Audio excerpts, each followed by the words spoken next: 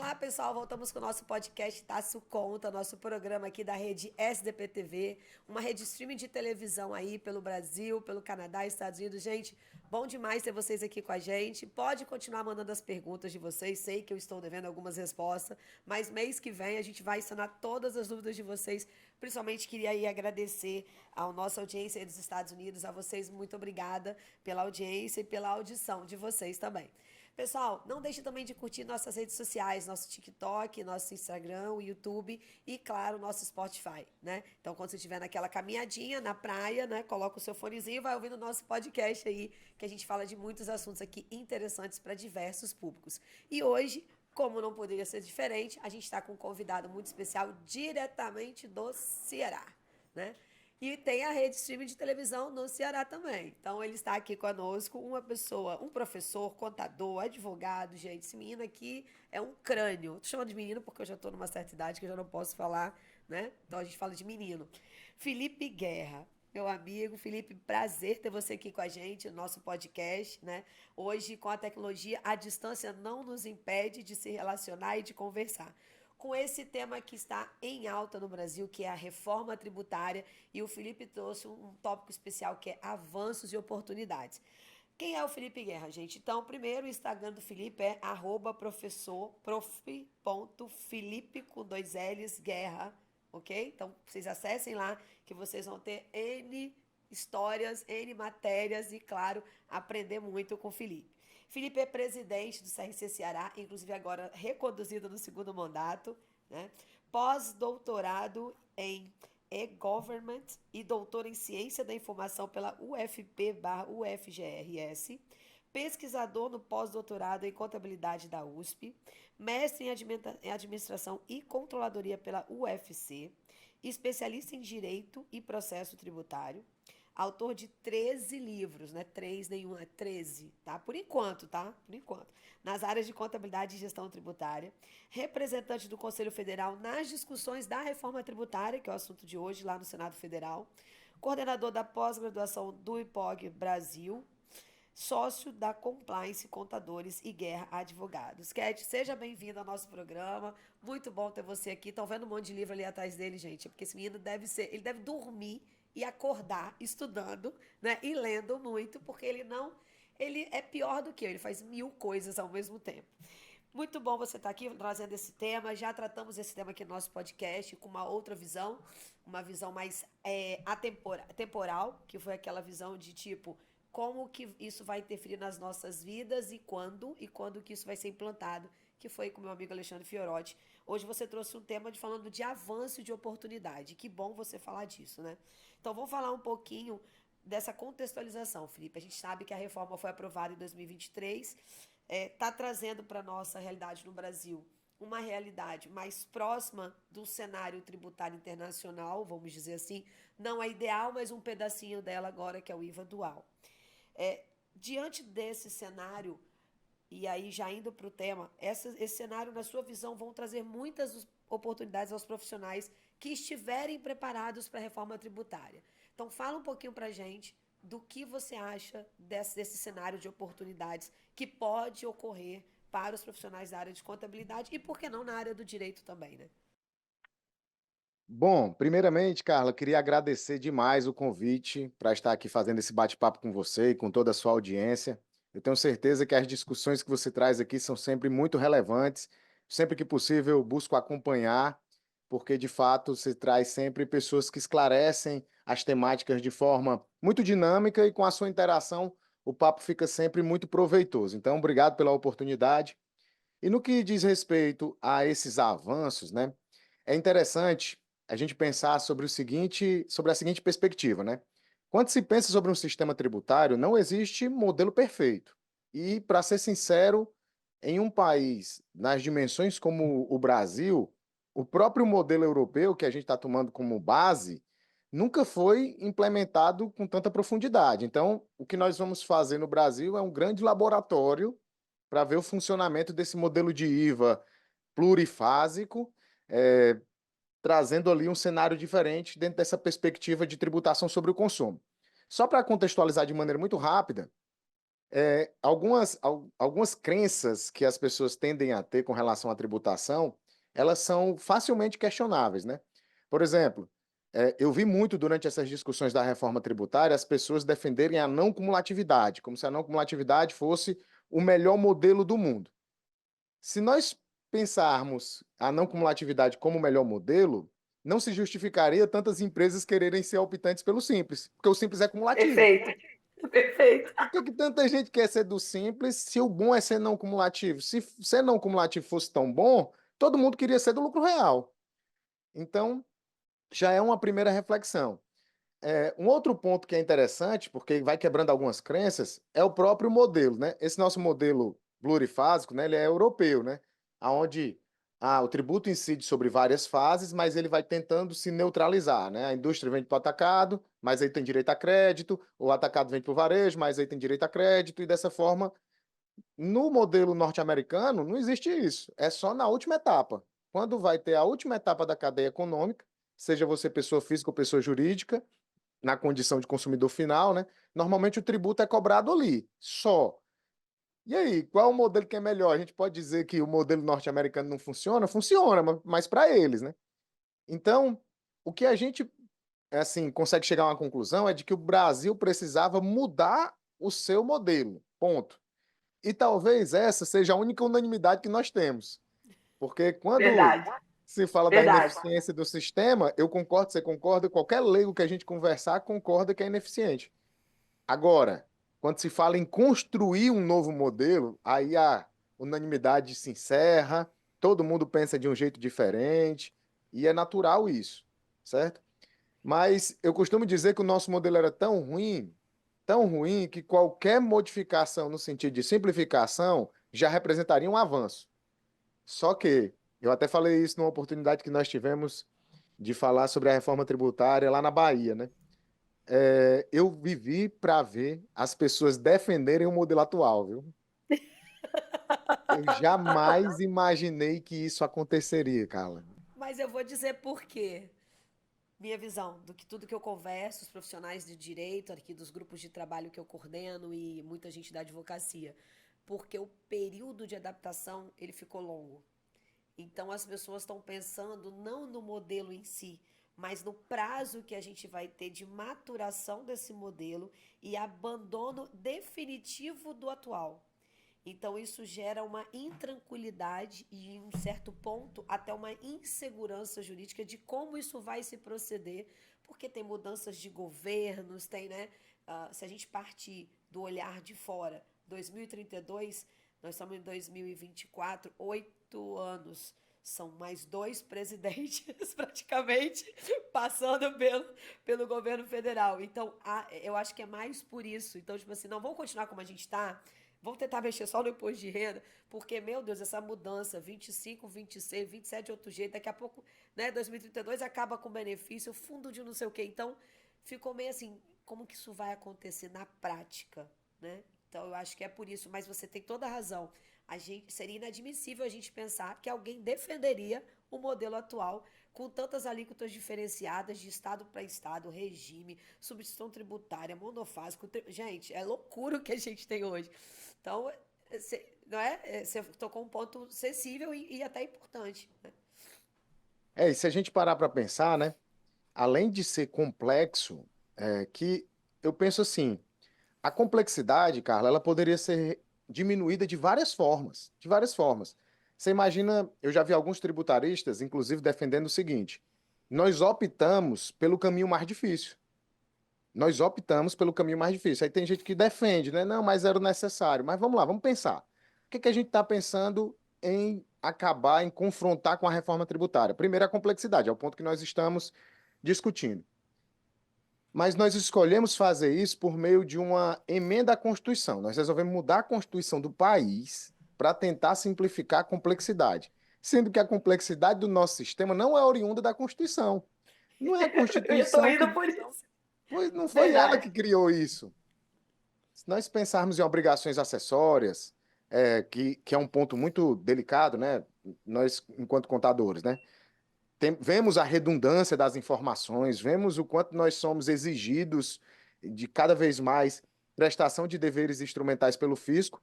Só que isso são tudo normas infralegais. A Receita Federal poderia editar uma norma, uma instrução normativa que fosse, e simplificar os SPEDs, por que não? Unificar eles um só, né? Porque o que a gente faz na FD, o que a gente faz na DCTF, na DCTF Web, o que a gente é muito. Eu concordo com você. Por que, que a gente não poderia ter um único, dois, vamos lá, um fiscal e um contábil? Por que, que eu tenho que ter esse monte? Por que, que eu tenho que ter SPED de contribuições, FDRINF, DCTF Web, é social? Por que, que eu não posso ter um único? E depois eu, tudo bem, vamos lá, três, folha, o resto, fiscal e SPED contábil. Por que eu tenho que ter esses monte, né? E isso gera um custo alto para as empresas e apesar, e eu vou num ponto para passar para vocês seguir com as oportunidades, mas assim, é muito doloroso também a gente ouvir de legisladores, como a gente ouviu em Brasília, nós estávamos juntos, de alguém dizer assim, ó, a gente não pode simplificar muito não, senão os contadores vão ter problema com seus honorários aí, vão fazer o quê, né? A gente não faz mais porque tem esse emaranhado de coisa. E aí, pra gente, tem que se desdobrar para fazer aquilo que é fiscal, para fazer aquilo que é gestão. Porque se não tivesse isso, nosso foco seria muito gestão, porque é isso que a gente, você é doutor, né, em contabilidade, é isso que a gente aprende desde quando a gente estuda graduação. Foco em gestão, foco em melhoria de processo, foco, né? Então a gente não usa aquilo que a gente aprende e estuda a vida inteira porque o fisco não deixa. Então, isso para mim também é inadmissível a gente ouvir isso, né? Então, olha, não tem nada a ver, é outro ponto, é outro foco. Então, a gente como contador, a gente não quer reduzir burocracia para reduzir trabalho, não. É para colocar o trabalho que é o principal à tona. É ele que tem que estar lá na frente. E não esse trabalho que não carece do nosso conhecimento técnico. E que não gera valor nenhum. Não gera valor nenhum. Você imagina que eu ouvi, né, um testemunho de que o escritório da Amazon na Europa tem dois profissionais. O escritório trabalhando na parte tributária. No Brasil são mais de 30. Então, isso é absurdo, é loucura. Não é dessa forma que a gente vai gerar emprego, oportunidade para os profissionais da área tributária, a não ser para os operários. Meu pai costuma dizer, Carla, que são operários de gravata. Eles são meros operadores, mas estão lá dentro do escritório. Mas são meros operadores, são meros digitadores, eles não estão pensando sobre o que estão fazendo, eles não têm profundo conhecimento técnico. A gente enxerga, né?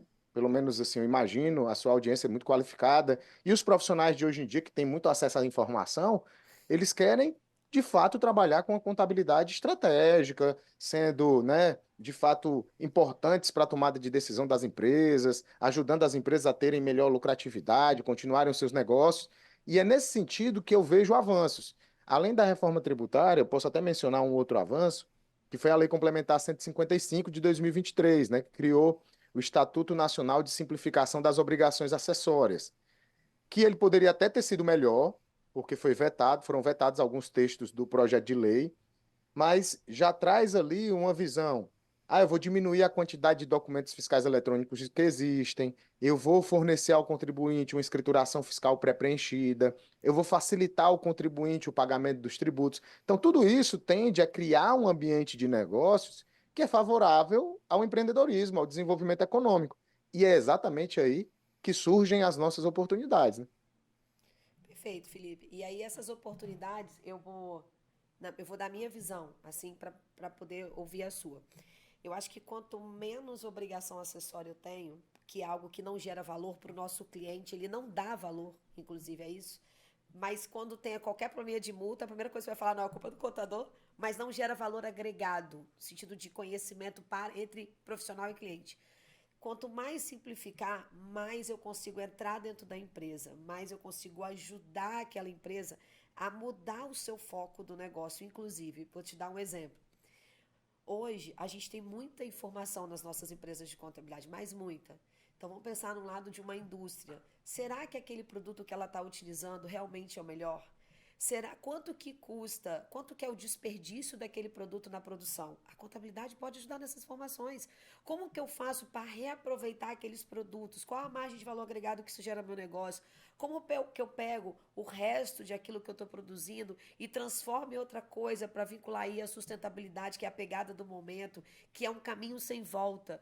Então, como que eu ajudo essa empresa a entrar nesse mercado de ESG? Como que eu trabalho com governança nas pequenas e médias empresas? Como que eu poderia fazer relato integrado para esse cliente? Tudo isso a gente não consegue estar dedicado hoje porque a gente tem muito fiscal dentro das empresas de contabilidade e que geram muito trabalho, um trabalho não valorizado. Não valorizado não só financeiramente, mas como também tecnicamente. Né? É um trabalho que todo mundo fala, o sistema faz, é Ctrl+C, Ctrl+V. E é o que você falou, muitas vezes é mesmo. Muitas vezes é mesmo. Então, na realidade, mas gera custo para a gente. Então, e responsabilidades, e sérias. Né? Então, vejo, não faço ICMS, graças ao bom Deus, tive a oportunidade de fazer essa escolha. Esse sorriso dele, gente, é quem faz, tá? É quem faz e deve gostar, coisa de doido. Não faz ICMS, me dei o direito de escolher não fazer, mas vejo os meus colegas de contabilidade desesperados quando o cliente sofre um auto por um erro de uma obrigação acessória de 500, 600, 800 mil reais e que o contador não tem um seguro civil e, pô, ele tá louco com aquilo.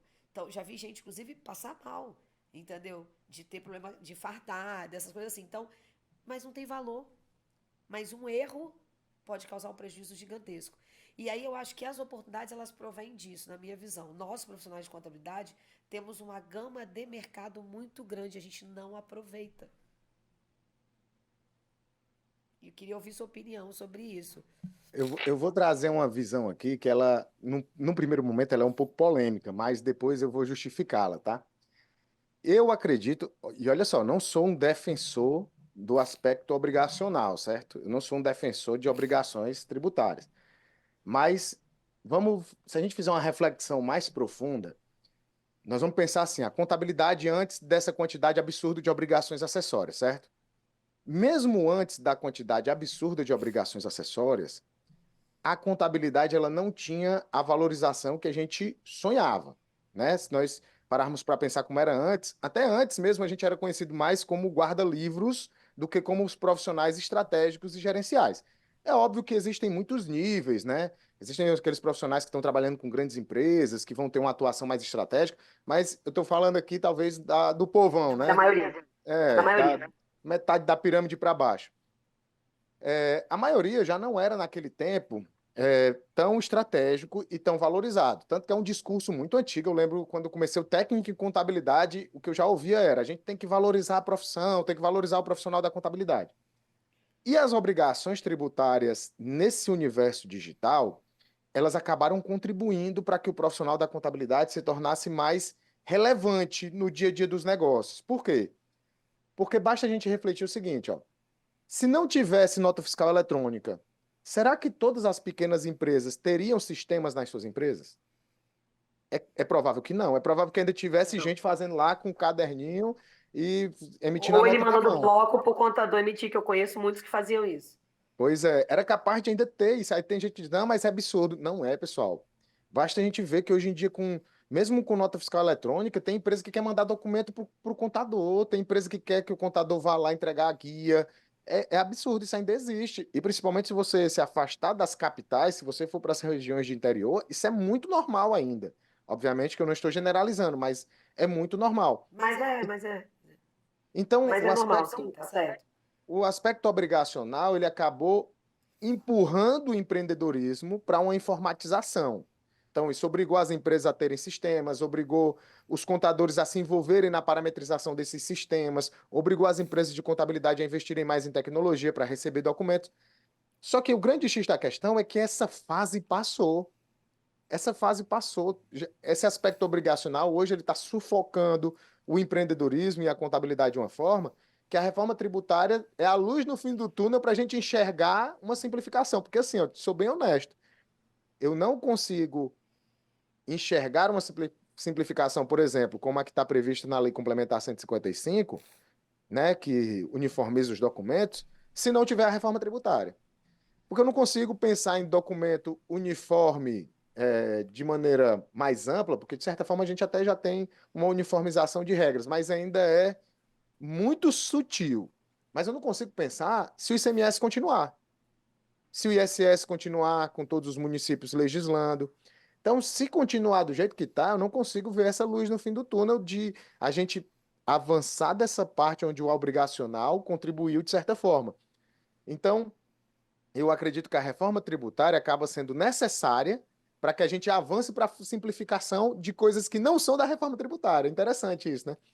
Dos documentos, das escriturações, da própria contabilidade digital. A gente vai avançar nisso depois que a reforma tributária for efetivamente implementada.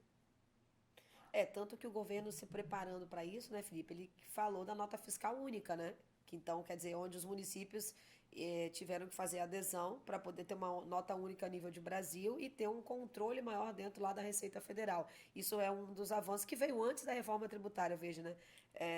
O governo também entende. Eu, na minha humilde visão, como eu disse, não mexo com o ICMS, mas, por exemplo, no Rio Grande do Sul, o imposto é apurado pelo sistema da Receita Estadual. O contador confere, mas se ele for apurar o ICMS, tem tudo lá. Ele vai lá e pega a informação.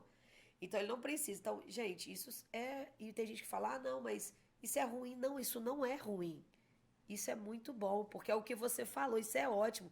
Essa fase obrigacional, ela passou, porque agora ela sufoca os escritórios de contabilidade e as empresas também.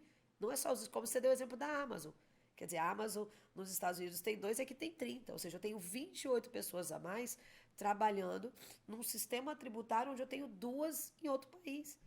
Entendeu? E com alcance muito maior, de repente. E o pior Então, de tudo, com um risco continuado, né? Isso não significa que ela tem 30 perfeito. que ela não tem risco, ela ainda está sujeita a riscos.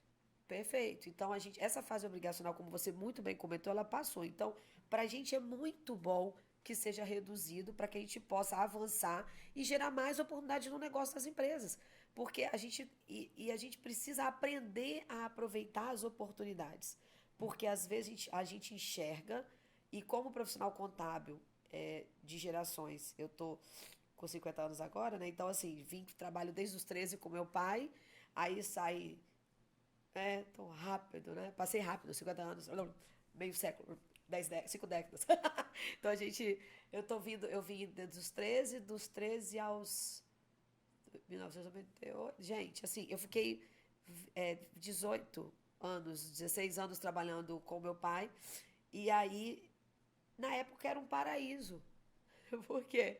Declaração de imposto da pessoa jurídica. Era manual, tudo bem. Máquina de datilografar. Declaração de imposto da pessoa jurídica. DIF. Nos Estados Unidos ainda é assim até hoje, você manda pelos Ó, correios. olha, RAIS, acabou. Aí veio, acho que 93 ou 2003, DCTF. Aí foi vindo, né? Aí daqui a pouco veio essa era dos SPEDs, mas assim, não foram tirando as anteriores, só foram mudando a forma de fazer. Eu continuo fazendo DIPJ, só mudou o nome de SF. Eu continuo fazendo o livro diário, só mudou o nome para ECD.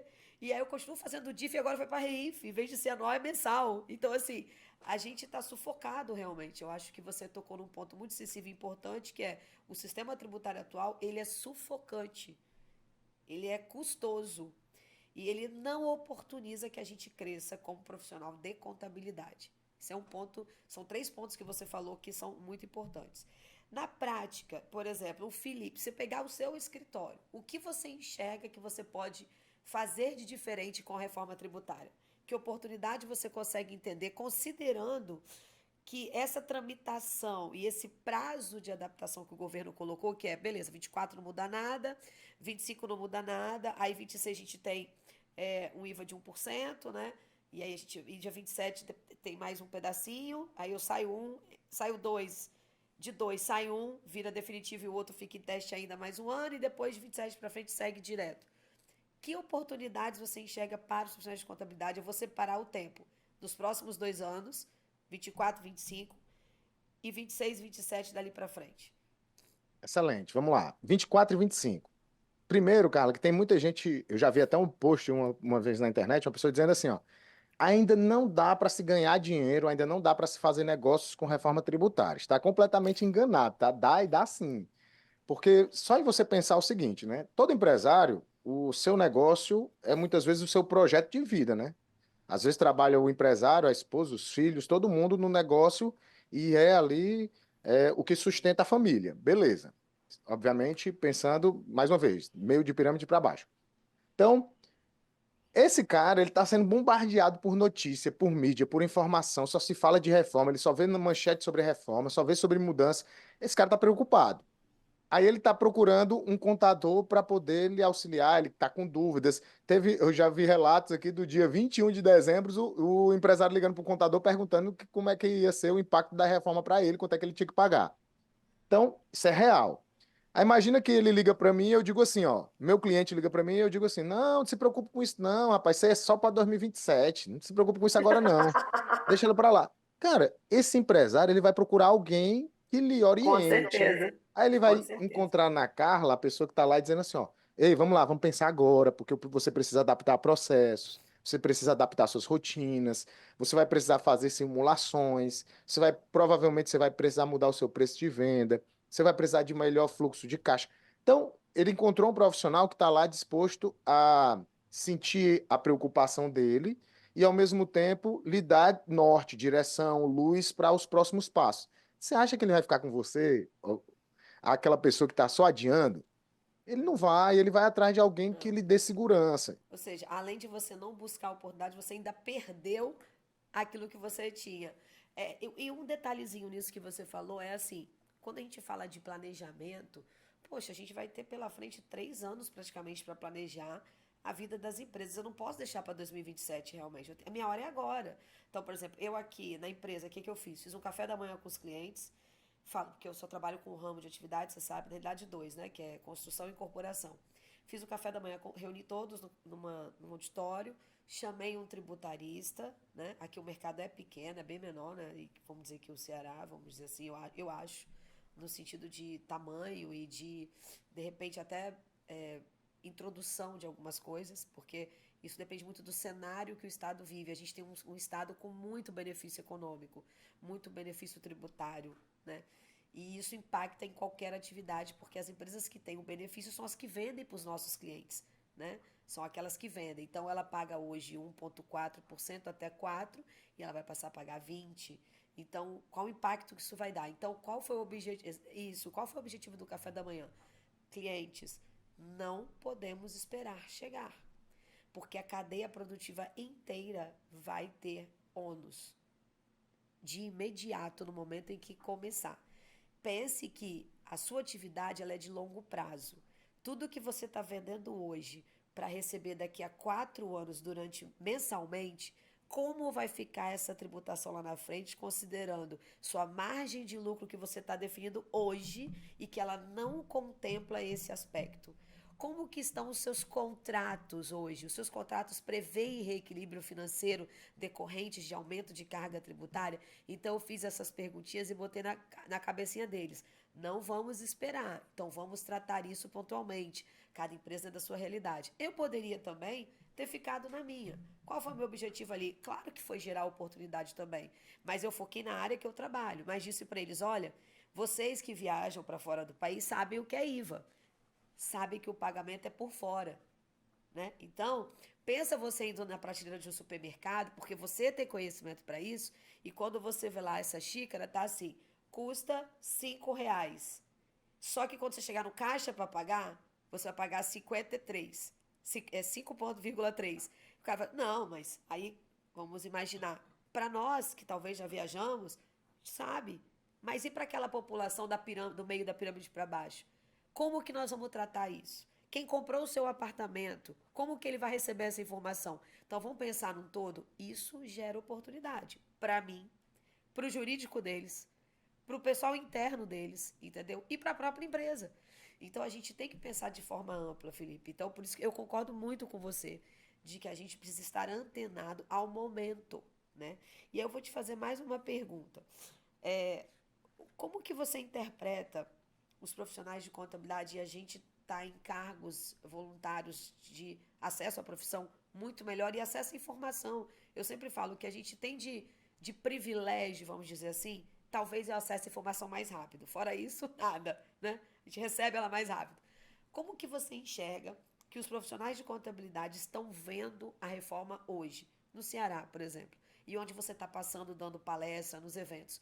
O que você tem sentido desses contadores no que tange as oportunidades e os avanços? Como é que você tem tratado isso nos seus eventos? Legal. Eu tenho visto de forma muito equilibrada, sabe? Aqui no Ceará eu não tomo tanto como referência, porque pelo fato de eu ser daqui, de estar trabalhando muito a temática da reforma, eu vejo que isso acaba gerando aquele efeito das pessoas aderirem à preocupação, né?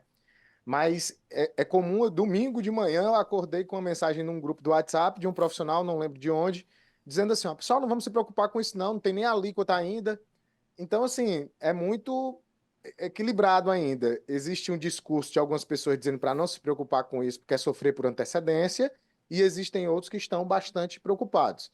Eu sou do time do que está preocupado, Carla. Por quê? Não só pelos impactos, mas pela oportunidade. Quem chega primeiro tem preferência. Quem chega Perfeito. primeiro bebe água limpa. Então, assim, você chegar para o seu cliente, olha só, você já imaginou, você tem clientes aí que têm pendências de obrigações, certo? Vamos supor que ele está omisso com alguma obrigação que seja, e ele tem ciência disso. Não é incomum você encontrar, por exemplo, empresas de médio porte que não estão enviando FD contribuições com movimento. Por quê, né? Às vezes ela tem filiais em outros estados, ela não está conseguindo consolidar a informação, beleza. Tem na emenda constitucional uma previsão que poderá ser dispensado do pagamento do IVA em 2026 as empresas que tiverem dias com as suas obrigações acessórias. Aí você já pensou você poder chegar amanhã um questionamento do empresário para você e dizer o seguinte, ó, ei, por que que eu estou pagando isso aqui se o meu concorrente ali não está pagando? Aí disse, não, você está pagando, você está pendente com as suas obrigações. E ele disse, mas eu estou te pagando não é para fazer essas obrigações, não? Aí começa aquela confusão do tamanho do mundo. Então, a gente precisa se antecipar. Se nós pensarmos que na reforma tudo vai ser praticamente retido na fonte, olha só a quantidade de caixa que vai ser necessário. Tem empresa que não trabalha, trabalha com caixa mínimo. Como é que Perfeito. ela vai Perfeito. pagar, como é que ela vai pagar tributo se ela não tem caixa? Então, assim, eu vejo profissionais que estão mais preocupados, porque eles estão, né, assim, já ansiosos por conhecerem a realidade dos seus clientes, mas eu vejo alguns que estão despreocupadões, assim, vamos deixar, vamos esperar para ver. Tem muita gente descrente. Eu gosto de fazer, Carlos, uma comparação da reforma tributária com o SPED, né? Porque eles, obviamente, cada um à sua época, são parecidos, né? Eu ouvia demais, eu nunca deixo de contar esse relato. Eu ouvi um contador aqui no Ceará dizendo para mim assim, ó, eu não trabalho com SPED, meu amigo. Nem que eu tenha que trabalhar só com empresa do Simples, eu não faço SPED. Aí hoje eu encontro com ele, eu brinco e digo assim, ó, ei, tu tá fazendo o quê da vida? Porque a empresa do Simples tá mandando social, a empresa do Simples tá mandando reinf, a empresa do Simples emite nota É eletrônica. verdade. Tá fazendo o quê da tua vida se tu não faz SPED? Então, naquele momento, eu acho que você deve ter passado por isso. O pessoal dizendo, não, isso aí não vai vingar, não. Não tem perigo, não. Isso aí é um Sintegra novo. Isso aí é um Sintegra.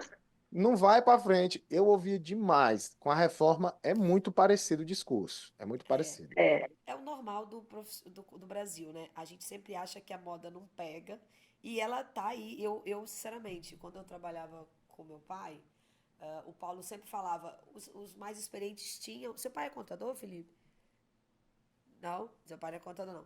Se o seu pai fosse contador, provavelmente há 20 anos atrás ele ia falar assim: saiu uma medida provisória. Ele falava assim: isso vai cair. E caía. E caía, não ia pra frente. Então eu falava: não vou me preocupar com isso, Carla. Essa não vai pra frente, por isso, isso. E caía. Hoje não é assim mais. Então, aqueles mais antigos que vinham de 20 anos para trás, realmente era muita coisa que os governos eram muito incertos. Ele criava uma medida, derrubava, não ia para frente. Por quê? Porque já tinha, o custo era muito alto, né, tributário. A gente não tinha obrigação acessória como a gente tem hoje. E o governo, na realidade, criava situações de intuito de arrecadação e elas todas não iam para frente. Hoje não é assim, porque hoje o governo não está mais criando nos últimos 20 anos com o intuito de arrecadação e sim de obrigação. Se a gente parar para observar, e não sei se você vai concordar comigo, desde 1999 que não se mexe na alíquota do imposto de renda, 96, não se mexe na alíquota do imposto de renda da contribuição social.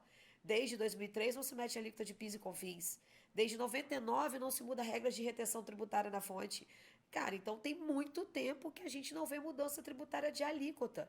A nível federal, a nível estadual, a maioria tem regra, né? Sul, Sudeste uma coisa, Espírito Santo, exceção, e Nordeste tenho que falar isso, fazer o quê? Espírito Santo Nordeste, outra. Então é 17, 12, 18, né? Não tem. Então, o que que mudou? Mudou algumas atividades. Aí criou-se substituição, criou-se não sei o quê. Mas, no geral, a alíquota mesmo não se mudou. Não sei se você concorda comigo. Agora vem um negócio dizendo assim: não, acabou isso tudo, cai por terra, vamos vir muita retenção e vamos ter um padrão para todo mundo, nós vamos igualar isso.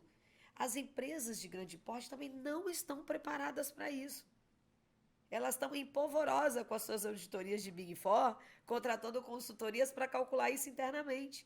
Porque a realidade era uma muito diferente. E mesmo tendo imposto do pecado, empresas com algumas reduções com 60, 40, mesmo assim, a regra vai ser muito geral. Então, essa transição ela vai gerar sim muita oportunidade. Acho mesmo contra, né? Muita gente falando contra, que foi um avanço, não foi o que a gente desejava, Felipe, é o que você falou, está longe de ser o ideal e ninguém vai concordar que é o ideal, mas ela avançou, né? Talvez ela também não vai ser o ideal pela alíquota, e mesmo os profissionais falando que não tem alíquota, tem as estimativas de alíquota sim, então a gente pode ir trabalhando com simulações, eu posso começar simulando com 20, 24, 27, tipo, né? Ou 20, 23, 26, porque é o que o governo tem, pelo menos explicitado, que ele vai trabalhar nessa faixa etária. E não adianta a gente questionar se vai ser o segundo ou terceiro maior IVA do mundo. Cara, é isso que o governo tem explicitado publicamente. Então, o que eu tenho que fazer? E aí gera a oportunidade que você falou, parar, simular, prestar esse serviço ao meu cliente, porque ele vai precisar refletir os cenários. E, claro, de forma tempestiva. A fase que a gente está agora, eu não me recordo, é a fase de regulação, né? Eles têm até junho, né, para regular? Isso. Né? Na verdade, o pessoal já está dizendo que não vai sair mais a regulamentação completa esse ano, né? Por conta do calendário eleitoral Eleitoral. das eleições municipais, né? Mas é até junho, né? A regulação é até junho. E aí, agora, nesse mês de março também, é a previsão, se eu não me engano, me corrija se eu estiver errada, para início das discussões, da proposta do imposto de renda. É março agora, que é perfeito, segunda fase, né? Então, pensa, é outra oportunidade. Os empresários estão enlouquecidos. Vamos só parar para raciocinar e eu quero te fazer uma pergunta. Tem um imposto que já está valendo de aumento, que é o ITCMD, que aí os estados já podem e devem, desculpa, podem não, devem fazer o escalonamento para chegar a 8. Cara, olha a oportunidade que você tem para sucessão patrimonial, né? Você tem que trabalhar tudo isso com seus clientes. Concorda comigo? Ou tô errada? Concordo. A gente já tem muitas coisas acontecendo, né? Essa dinâmica, ela é muito forte. Eu estava até conversando com um fornecedor de tecnologia para grandes empresas, né? Que inclusive ele tem lá uma ferramenta de projeções da reforma que está sendo utilizada pelas Big Four e foi validada pela KPMG. Que ele disse, Felipe, o pessoal tá louco aqui criando um comitê. Hoje em dia já tem empresas grandes com vice-presidência de tax, exatamente para pensar planejamento, reforma tributária, para pensar os impactos daquilo que já foi aprovado em nível de ITCMD, IPVA e o próprio IPTU para agora e para 2025, porque são mudanças que os estados vão fazer e os municípios de forma muito rápida. Então, tudo é implementação para ontem. E o tempo passa muito rápido, né, Carla? 2024, assim, 23 passou voando. E o que você Já estamos em disse, março, né? Já estamos também em em março março de 24. 24. Ó, o que você disse é tão interessante, ó, sobre, só retomando aqui, porque eu acho que vale um comentário legal. É, você disse, né? A tributação ela praticamente não mudou. E se tivesse aumentado, era capaz da gente ter uma quebradeira geral no Brasil, né? Porque a carga tributária já é muito elevada. Só que o fisco mudou exatamente a estratégia. A tua explicação foi sensacional, porque assim, o que é que o fisco fez? Ele chegou no momento onde ele disse: se eu continuar só aumentando a carga tributária, eu vou quebrar as empresas, né? A história lá da curva de Leifert, né? Mas eu tenho uma outra fonte de arrecadação muito forte, que é a fiscalização. Aí ele tornou cada vez mais as nossas obrigações acessórias, que eram muito sintéticas, em obrigações extremamente analíticas. Então, quando você trabalhou com o ICMS, eu tenho certeza que quando você fazia lá um livro de entrada, te pedia lá no livro, ó, número da nota, data da operação, valor da base de cálculo, alíquota do tributo, valor do tributo. Cinco coisas te pedia. Era só isso. Hoje, meu amigo, hoje, é por isso que você abandonou o ICMS, ó. Hoje. NCM, NCM, NCM, CST do PIS, CST do COFINS, CST do ICMS, CST do IPI, código do produto, cadastro completo de quem está comprando, cadastro completo de quem está vendendo, preço máximo ao consumidor, preço mínimo ao consumidor se for produto controlado. Então, é um monte de informações para o mesmo dado que é a compra. Então, assim, o aumento da quantidade de informações é tão grande que aumentou a percepção de risco por parte do contribuinte, ele ficou com medo e começou a se regularizar. Só que isso impacta diretamente nesse sentimento de fiscalização ostensiva e que também é uma oportunidade, viu, Carlos? Também é uma oportunidade. Se o teu cliente tem medo de ser autuado, a solução é venda de conformidade. Por mais que as pessoas digam que a conformidade é uma commodity, né? Que se eu contrato o Felipe, se eu contrato o Carlos, se eu contrato qualquer outro computador, eles têm que apurar os tributos da mesma forma, a gente sabe que não é assim na prática, né? A gente sabe que na prática não é assim. Não é tão commodity. Se fosse, não existiriam tantos planejamentos tributários, tantas recuperações. eu, por exemplo, não calculo, né? Eu não faço, por exemplo, essa parte. É outro profissional contábil que faz. Eu posso vir a fazer com um auxílio de um instrumento que é sistemas de auditoria eletrônica, a análise e o relatório. E quando eu falo isso, não é só aquela pessoa, aquele contador que vai lá, roda e pega o relatório e manda para a empresa. Até porque eu tenho que analisar com critério o que está dentro daquele relatório, porque os sistemas de auditoria erram e muito, né? Porque eles não consideram algumas variáveis que são importantes. Então eu tenho que olhar aquele sistema e analisar. Seria um tipo de prestação de serviço, por exemplo, que eu poderia vender. Como eu não faço a parte tributária, eu posso vender isso para quem faz ou para o cliente. Ó, a cada 6 meses nós vamos fazer uma verificação tributária da empresa de quem está efetuando. Então, eu, por exemplo, não faço a parte tributária operacional de cálculo e envio de obrigação acessória, à exceção do SPED contábil, que está vinculado à contabilidade. Então, o meu parceiro ou a empresa que o meu cliente contratou é que faz. Então, eu poderia, como você bem falou, né, muito bem falou, gerar uma oportunidade de negócio para minha empresa se eu quisesse. Ou outro contador pode gerar essa oportunidade de negócio. Olha, a Carla não faz, o fulano executa, quem está olhando se está certo, né? Então, pode ter um terceiro e vir. Em média, as empresas, isso funciona bem e é aceito, tá? Hoje as empresas dão muito valor ao compliance. É aceito. Será que isso tudo está dentro da norma mesmo? Então, também é mais uma oportunidade e que vai continuar existindo mesmo com a simplificação. Porque aí a nossa estratégia, pessoal, é outra. Já não é mais da apuração do débito e do crédito, né? É da identificação dos itens que estão ali para serem tributáveis. É da complexidade da operação da empresa.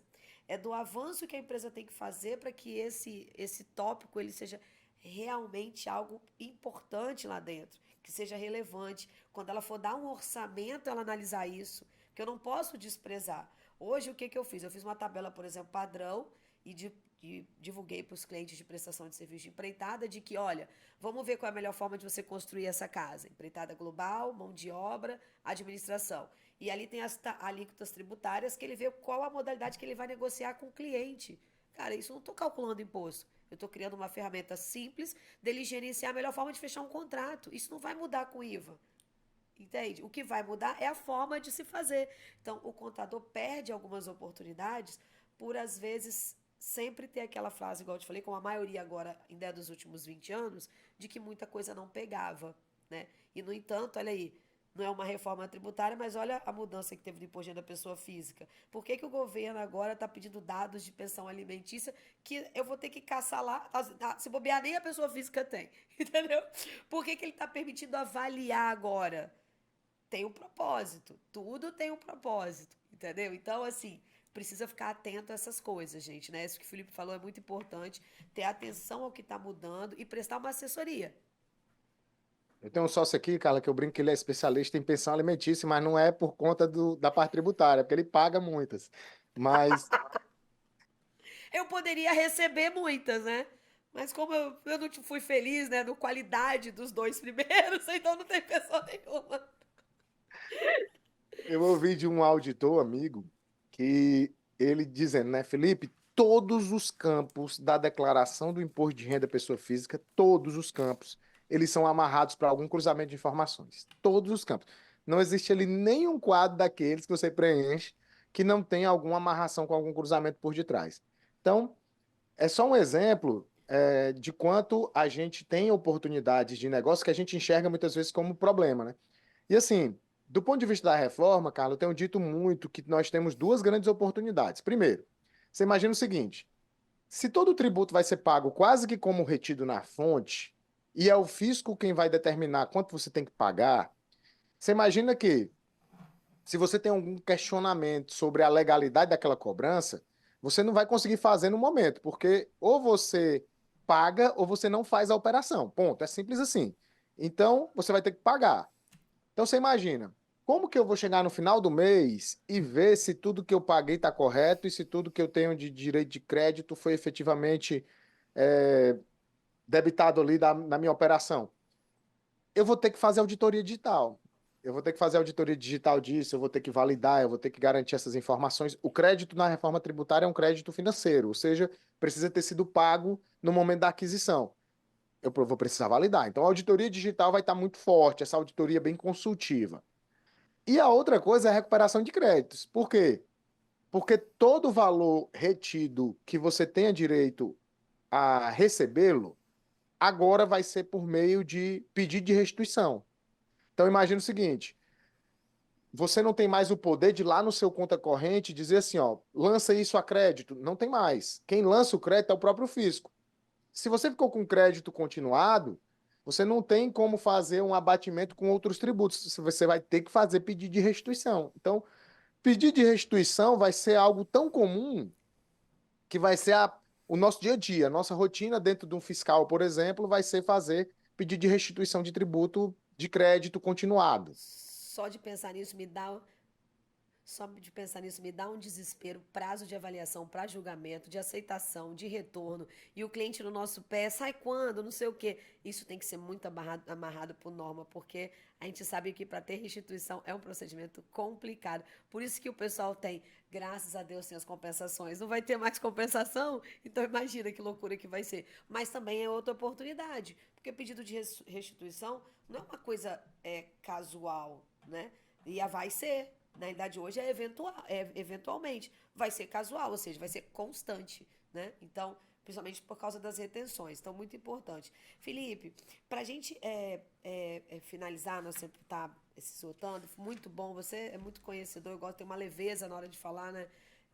Você tem que conhecer o Alexandre Fiorotti aqui pessoalmente quando você vier aqui no estado, porque ele é um, vou te falar, ele é um dos únicos advogados que eu conheço que entende de contabilidade e que entende as nossas angústias, despedes. E quando ele fala de reforma, ele fala: olha, para o profissional contábil, ele tem que aproveitar esse momento. É o momento de vocês, como Conselho Federal, como conselhos regionais, começarem a forçar para poder isso reduzir, porque não justifica isso permanecer. Né? Não justifica você informar um negócio aqui, informar aqui, se você vai ter uma única fonte de pagamento. Né? Então, não tem muita lógica. E porque ele entende do processo. Então, e ele também fala com uma leveza. Eu gosto muito de conversar com você sobre tributação, porque além do conhecimento, a tranquilidade e a leveza que você fala é muito bom de ouvir. Mas eu queria que você desse, assim, a dica para os contadores, assim, para finalizar, sobre a reforma tributária. O que você aconselharia aos profissionais de contabilidade? Bom, vamos lá. Pessoal, o que é importante? Por mais simples que possa parecer, pegue a lei complementar e leia ela com calma. Depois leia novamente, reflita sobre o que está sendo dito ali, porque eu estou vendo muita gente que está se baseando único e exclusivamente por matéria de portal. Então, o que ele está lendo na matéria do portal, ele está tomando como verdade absoluta. E não é. Muitas vezes, é óbvio que a leitura é um pouco mais técnica, é um pouco mais, né? Necessita de mais conhecimento tributário, mas você precisa ir se acostumando com isso, até porque nós vamos ter alguns anos aí de estudo de regulamentações, né?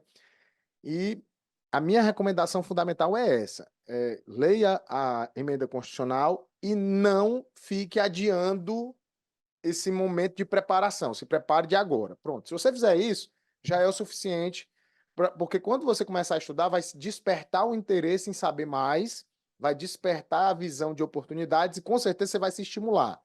Normalmente, quem está desestimulado, quem está adiando, é porque não se deu nem ao trabalho de começar a estudar. Então, é só estudar, não tem outro caminho. É só sentar. Eu estou aqui com um monte de papel na minha mesa, que faz vergonha, eu fiquei empurrando tudo para cá quando eu fui começar. porque tem que estudar, não tem outro segredo, tá? Verdade, Felipe. Ó, Felipe, muito obrigado. Conhecimento é o diferencial da nossa profissão, né? Muito obrigada pela sua prestatividade, pelo seu tempo, que eu sei que você é corrida, é aula, é CFC, é escritório, é aquela coisa toda. Muito obrigada pelo seu tempo, pelo conhecimento, né? De você ter passado aqui pra gente. Pessoal, curtam as redes sociais do Felipe, assistam ele tem N treinamentos. Eu sempre estou vendo, acompanhando lá esses treinamentos. Qual treinamento você vai ter agora em março? Você vai ter um treinamento agora, esses dias aqui, né? Tá tendo um da reforma tributária, né? Um completo sobre a reforma tributária, que ele vai ficar tendo atualizações até 2033, né? Para que todo mundo possa ter tranquilidade de ir acompanhando aos poucos. E esse é o principal no momento. Aí, gente, tá vendo? Menino, isso é o menino da oportunidade, gente. Olha, ele fez um treinamento que vai até 2033. Tem maior oportunidade que essa, ou seja, eu tô vinculada a ele até 2033. Vai enjoar de ver sua cara.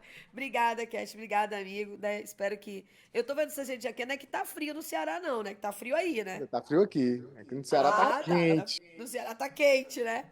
Então tá, gente, a gente volta com mais podcast Taço Conta na próxima semana para falar também de tributação, mas com a mulher poderosa aqui das instituições de ensino. Então curta nossas redes sociais, curta a gente na SDP TV, a rede streaming de televisão, todas as terças-feiras às 23 horas horário de Brasília. Até a próxima semana.